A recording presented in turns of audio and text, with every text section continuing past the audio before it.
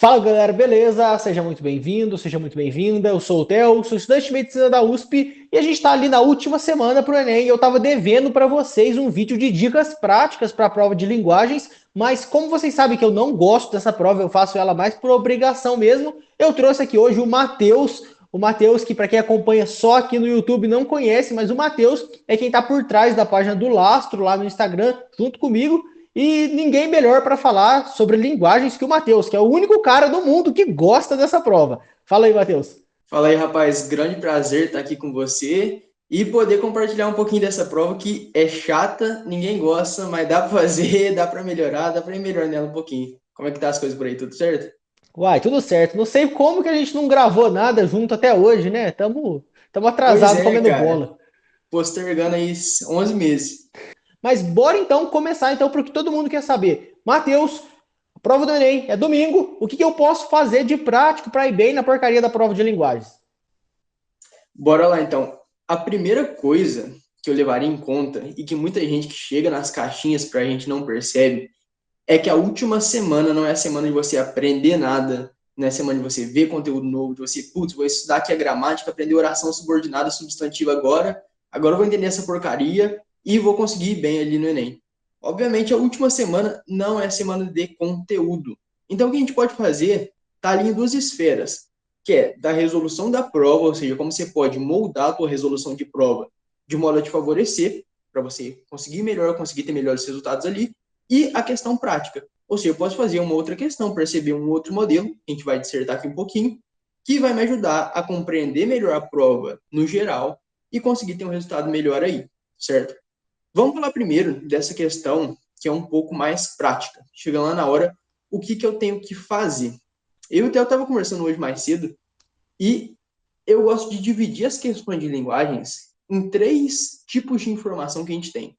Quando você pega a questão de linguagens, você abre ali a tua prova, a questão ela te apresenta três tipos de informação, que é o autor, quem escreveu aquele texto base, toda questão de linguagens tem um texto base, uma tirinha, uma figurinha, enfim, alguma coisa assim. Segunda coisa, você tem o tipo de texto, tá? Machado de Assis escreveu um texto literário, um texto narrativo, ou um conto. Você tem ali um publicitário, ele fez um texto publicitário, uma propaganda. E você tem a pergunta, que é, dentro desse autor e dentro desse tipo de texto, o que, que a questão quer de você? E essas três coisas aí, elas são bem complementares para que a gente consiga entender bem a questão e consiga resolvê-la bem aí ao longo da prova. Beleza, cara. Você falando aqui, já tô pensando ali em um milhão de questões que a gente vai fazendo nos simulados, nas provas antigas, vai vindo na cabeça. E realmente pensar nesses elementos acaba deixando as coisas mais fáceis, né? Quando você sabe, por exemplo, que o texto foi escrito pelo Machado de Assis, você vai direto ali nas características que você lembra dos textos do Machado de Assis. Ou então, se é um texto do gênero publicitário, por exemplo, como eu tinha falado naqueles vídeos lá das questões modelo, você sabe que ele quer te convencer a fazer alguma coisa. Então ele não vai informar de nada, ele não quer trazer uma notícia, ele quer convencer alguém de alguma coisa. Então realmente ter esses modelos em claro na cabeça deixa as coisas bem mais fáceis. Mas e aí, pegando uma questão na prática, como que você vê realmente a diferença aí nessas coisas? Beleza, beleza. Vamos ver cada uma dessas informações aí. Primeiro, como que elas trabalham, como que elas ajudam a gente, e como você aí que está assistindo esse vídeo, que com certeza, se está assistindo aqui, ou você está muito bem, só quer confirmar, ou você não estudou nada e quer melhorar aí na última semana. Então, como para vocês dois aí, para esses dois tipos de pessoas que estão vendo esse vídeo, como você pode usar cada uma dessas informações? Vamos começar pelos autores, porque é a mais tranquila da gente entender. Certeza que você me ouviu falar, ouviu o Theo falar e falar, cara, que bobagem, que bobagem. Nunca li Machado de Assis na vida. Fazendo aqui uma prova por dia, fazendo 1 milhão de exercícios, ansioso com o Enem, querendo que a prova chegue logo. Você acha que eu vou pegar Dom Casmurro para ler em uma semana? E, obviamente, esse daqui é o primeiro ponto. Conhecer os autores não significa necessariamente que você precisa ter lido cada um deles. Então, esse é o primeiro ponto para você saber se aproveitar dessa informação de autores. Conheça os movimentos. Eu sei que o Machado de Assis ele faz parte ali do realismo, que tem uma visão crítica dos personagens. Eu sei que o Machado de Assis ele fala de uma micro-realidade ali, de uma psicologia dos personagens em características gerais. Então, muito possivelmente, o meu texto ele vai estar tratando de alguma dessas características. porque são características muito presentes na obra do autor. Então, esse é o primeiro ponto. Não se apegue a saber os autores. Ah, não, então se você falou isso, eu vou pesquisar aqui agora os 10 autores que mais caem e estudar a fundo cada um deles. Não precisa fazer isso, cara. Se você teve aí boas aulas de literatura ao longo do ano, faça uma boa revisão nos movimentos literários e veja os principais autores de cada um deles. Ah, começando lá no trovadorismo, eu sei que, enfim, tem cantiga de amor, cantiga de essa bobagem toda aí, e aí você vai percebendo, tá, tem certas características aqui e certos autores, certas características, certos autores, de forma que você absorva isso e quando chegar na prova, você consiga falar, pá, esse cara aqui faz parte desse movimento, que tem essas características aqui de forma geral. Isso aqui vai te ajudar não a resolver o texto, tá? Nem preciso ler o texto, já vou direto para a pergunta, mas para te dar um direcionamento. Às vezes você pega o texto, tem uma palavra que você não sabe, às vezes é um texto confuso, às vezes é um texto muito grande, às vezes você está cansado da prova, simplesmente isso.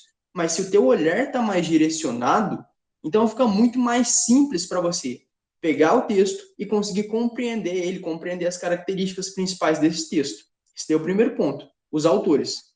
Você quer acrescentar alguma Cara, coisa em relação a isso? eu acho que nisso é bem importante destacar também para o pessoal focar em romantismo, realismo e modernismo, principalmente, né? Porque esses movimentos vão compor ali, acho que 80% das questões de literatura facilmente. Então, focar ali no romantismo, depois realismo, que cai pra caramba. E o máximo, assim, todas as questões da prova vão ser do modernismo, talvez ali do pós-modernismo também.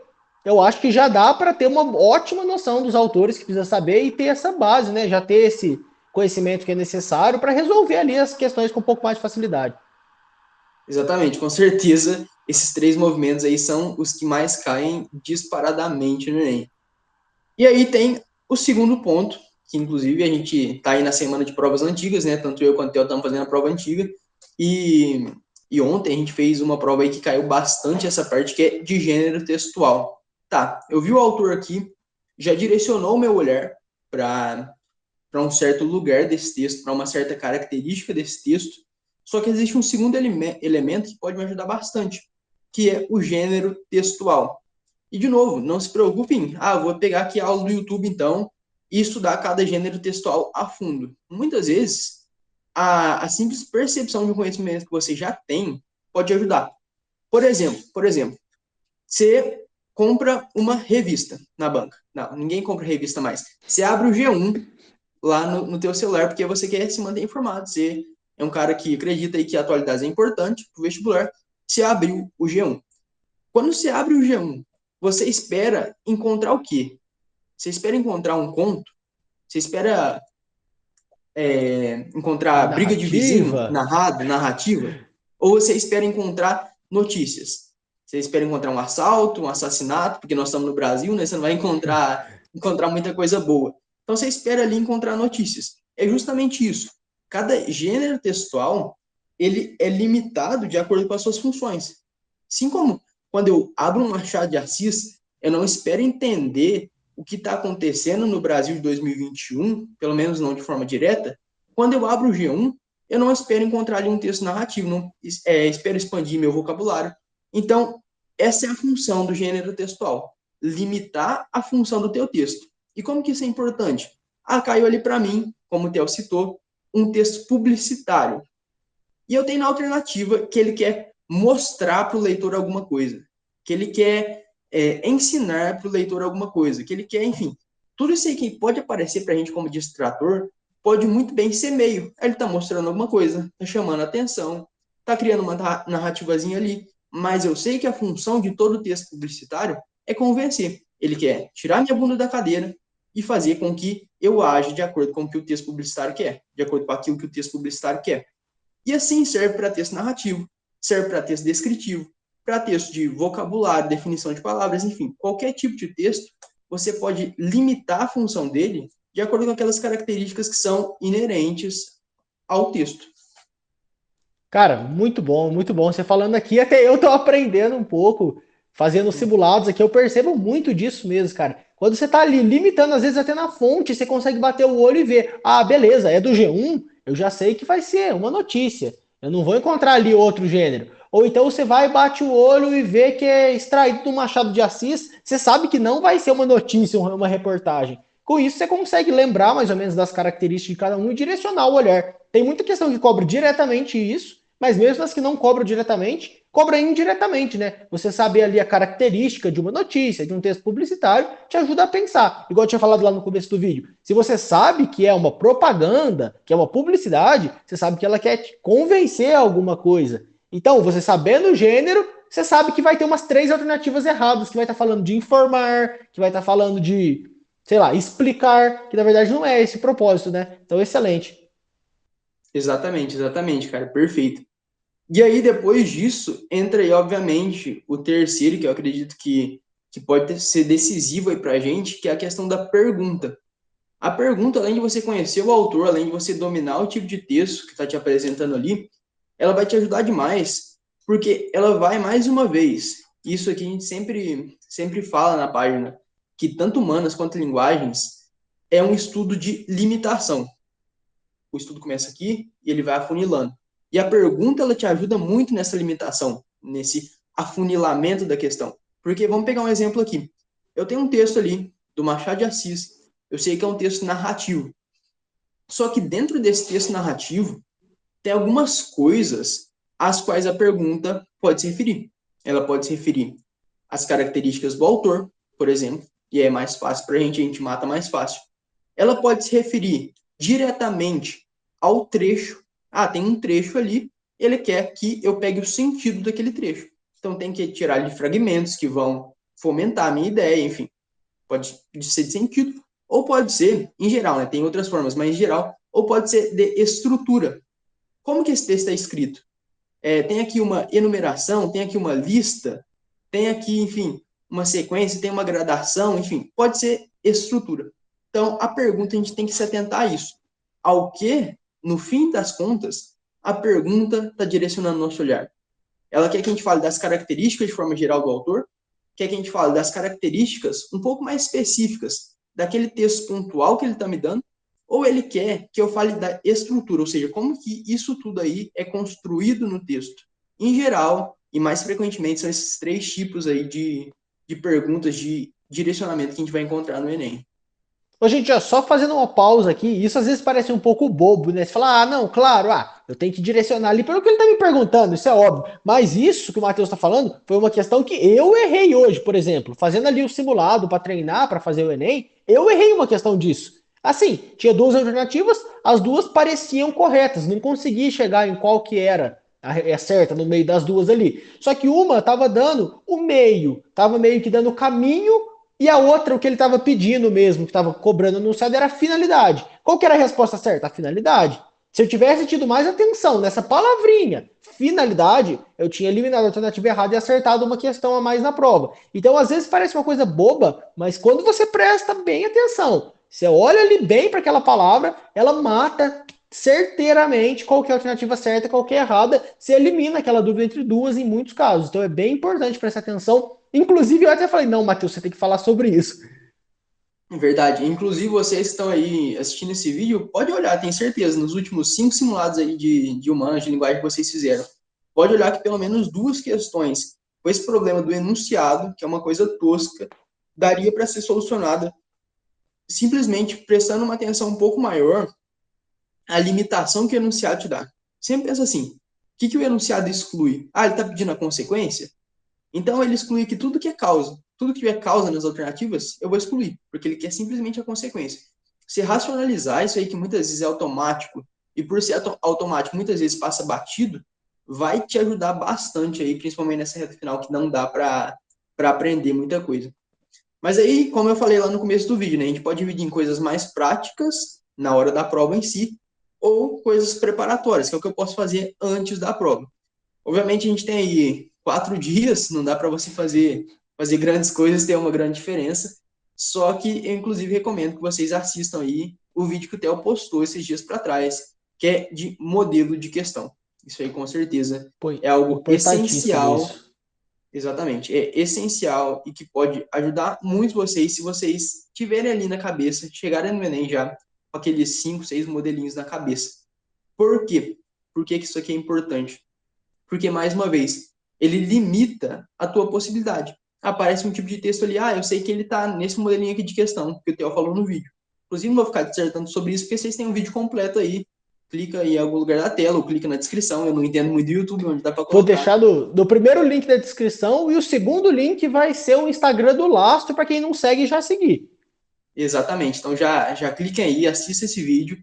E, primeiro, anotem aí os modelos de questão desse vídeo aqui que está aqui embaixo. E anotar não vai adiantar muita coisa, porque além de ter isso na tua cabeça, você precisa ter um campo de batalha ali, precisa ter um certo contato com isso. Pega esses dias aí, você tem 4 dias, não dá para ver matéria nova. Pega esses dias, faça lista de questões, faça provas antigas, e nas provas antigas, muito mais que se preocupar com o conteúdo, nossa, caiu aqui um negócio do Machado de Assis, eu não sabia. Cara, tá, não preocupa com isso, não dá tempo de ver muita coisa agora. Preocupa com a forma das questões. Tenta identificar cada uma das questões de acordo com aquele modelinho que está no vídeo aqui embaixo. Porque se você adquirir esse olhar, se você adquirir essa percepção, associada a essas outras 3 coisas que a gente falou aqui, autor, texto e pergunta, você evita muito erro bobo aí no domingo, com certeza. Beleza, meu amigo. Olha, não tem mais nada a acrescentar. Acho que realmente essa é a melhor maneira de estudar nesses últimos dias, fazer bastante questão, pegar os modelos de questões, identificar principalmente as questões que você está errando e aprender o padrão ali naquela questão, por que que você errou aquilo, qual que é o modelo da resposta certa. E tentar não errá-la na hora da prova, é claro, né? Mas olha, eu acho que dicas produtivíssimas, eu acho que dá para aumentar pelo menos ali uns 5 acertos na prova de linguagem, só colocando isso na prática mesmo e levando a risca para a prova. Muito obrigado por ter aceitado esse convite, meu amigo. E o recado final para o pessoal. Cara, espero que tenha sido produtivo aí. O recado final é: não vai adiantar nada assistir esse vídeo, cara. Não vai adiantar nada assistir esse vídeo se você não pegar e não fizer uma lista de questões, se você não pegar e não fizer simulados, enfim. Então pega e tenta identificar, primeiro, colocar esse processo que eu te falei aqui em prática. É um processo que você fala, nossa, estou fazendo isso o ano inteiro. Mas racionaliza e coloca esse processo em prática. Tenta identificar os modelos de questões para chegar lá no domingo com essas coisas bem claras na tua cabeça. São coisas que você identifica aí, fazendo 90, fazendo 100 questões todos os dias, você consegue pegar em pouco tempo. Não é o que você precisa de 6, 8 meses de dedicação, como construir o conteúdo. Então, pega isso aqui, faça uma lista de questões, que com certeza isso daqui vai ser de grande valia para vocês no Enem, no domingo. Boa prova aí para todo mundo que vai fazer. Espero que vocês consigam ir bem aí, consigam usar essas dicas. E se aparecer alguma questão que você conseguir matar com essas dicas aqui, porque vai aparecer, você vai lá no nosso Instagram e manda na nossa caixinha. Olha, muito obrigado aí vocês dois. Vou fazer um Pix para vocês. Faça aí o seu Pix. Pô, meu amigo, então muito obrigado. Só passando para deixar um recado importante, aproveitar que o Matheus está aqui comigo. No domingo, a gente vai lá fazer a prova, a gente vai ver o que, que vai ser aquilo. E saindo da prova, a gente vai fazer uma live 8h15 ou 8h30? 8h30, eu acho. 8h30, então a gente vai entrar em live comentando a prova. Então já anote em algum lugar, ativa o despertador aí no seu celular. 8h30, você vai sair da prova, vai jantar e vai vir aqui assistir a live. Vai ser aqui no canal do YouTube pra gente ver, bater um papo mesmo sobre a prova, comentar sobre foi mais fácil, difícil. Aquele papo mesmo que é descontraído, mas para acalmar um pouco a ansiedade, pra gente divertir mesmo falando ali um pouquinho da prova. Também tem que reforçar, senão o pessoal esquece, né? Já deixa o like aí no vídeo, se inscreve no canal se você não é inscrito para não perder esses últimos vídeos na reta final. Muito obrigado, Matheus. Muito obrigado por aceitar o convite. Sempre um prazer bater esse papo com você. Te espero mais vezes aqui no canal. Valeu? Valeu, meu amigo. Teve muito bom. Nós nos vemos aí no domingo às 8h30.